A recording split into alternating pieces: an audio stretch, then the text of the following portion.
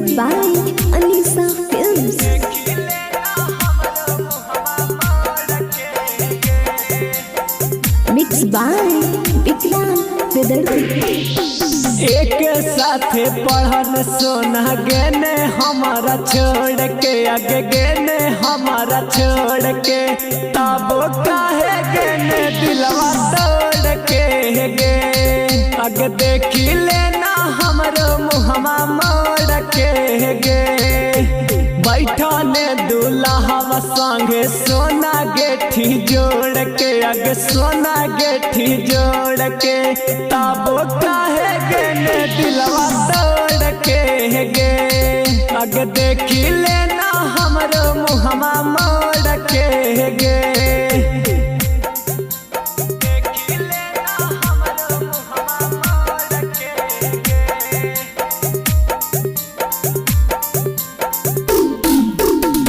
के करते जान अब मीठी मीठी बातिया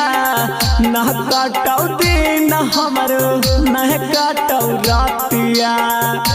घर जा के करते जान अब मीठी मीठी बातिया न कटौ दिन हमरो न कटौ रातिया अखिया से गिरौ सोना झारा झारा लो रगे अगे झारा झारा लो रगे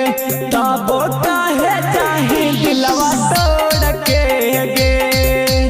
एक बेरी देख ले मुहमा मोड़ के गे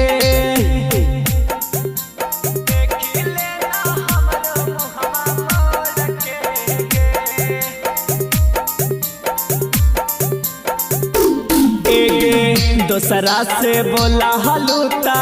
करहानी साक गे तनिको ना तनी कर जवा